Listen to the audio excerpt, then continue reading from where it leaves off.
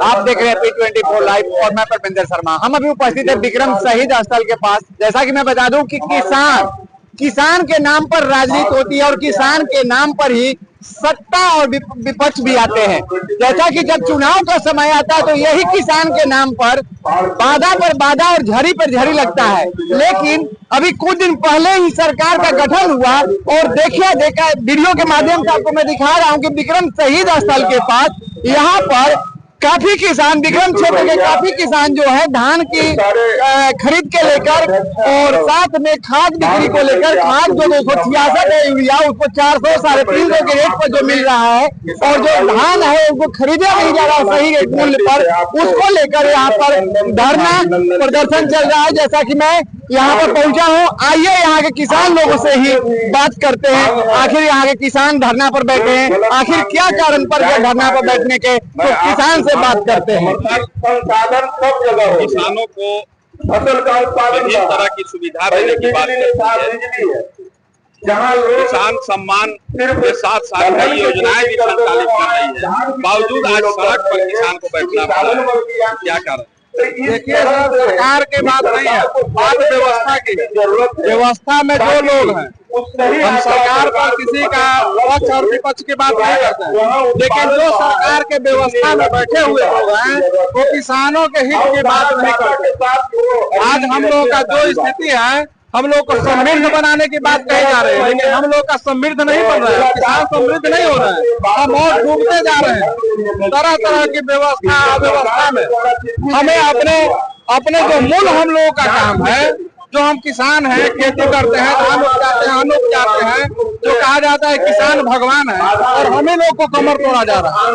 हम लोग उपजाते हैं और अपना उपज हम सही जगह बेच भी नहीं पा रहे हैं, हम लोग का सही दाम भी नहीं मिल पा रहा है। कितना 5-6 साल हो गया किसान को धान पर 1 रुपया का बिहार सरकार के द्वारा बोनस तक नहीं दिया गया, और अब जो हम लोग बेचते थे तो हमारी अधिप्राप्ति इतना कम कर दिया गया टारगेट टैक्स के द्वारा कि हम लोग उपजा रहे हैं और अपना उपज को बिचौलिया के हाथ में बेचना पड़ रहा है। आखिर आप बोल रहे हैं कि व्यवस्था की कमी है, व्यवस्था तो सरकार ही बनाती है। सरकार व्यवस्था बना रही है ना सर, लेकिन उसको समझाने वाले जो लोग हैं, जो हम करें सरकार पर, हमें जो सरकार की व्यवस्था चला रहे हैं, इस तरह से बहुत लोग कहते हैं, हमारे विरोधी दल के भी लोग कहते हैं कि सरकार पूंजीपतियों के द्वारा चल रही है। तो अब जो जैसा हम लोगों के ऊपर बीत रहा है, तो कहने में संकोच नहीं है कि हाँ हो सकता है कि उनका कहा विरोधियों की बात में दम है। हम लोगों का धान नहीं बिक रहा है तो विरोधियों के बात में दम है। बिचौलियों के हाथ में धान। संघ के नेता मंत्री से भी मिले, ज्ञापन सौंपे, जिलाधिकारी से भी मिले, और उसके बाद आज आप धरना पर बैठे हैं। क्या लगता है धरना से सरकार सुन जाए? ये तो सांकेतिक रूप से है ना सर, सांकेतिक रूप से हम लोग किसान हैं, हम लोग आंदोलन जीवी नहीं है कि हर बात के लिए आंदोलन करें। हम लोग का अपना गेहूं पटाना है, गेहूं बोना है, अभी पीछे पिछाड़ हो गया, गेहूं बोना है, गेहूं पटाना है, अन्न उपजाना है। हम लोग का काम ही थोड़े है कि जब हुआ तो ठंडा लेकर हम लोग भाजपा जीवी थोड़े हैं। हम लोग ये बताइए कि जब चुनाव आता है तो आप न तो खेत का पानी खोलते हैं, न खाद की कालाबाजारी की समस्या होती है, न धान अभी प्राप्त है। कभी नेताओं से इसकी चर्चा चुनाव के दौरान बहुत चर्चा होता है सर, बहुत चर्चा होता है, लेकिन वो लोग इस तरह से हम लोगों को बरगलाने का काम करते हैं।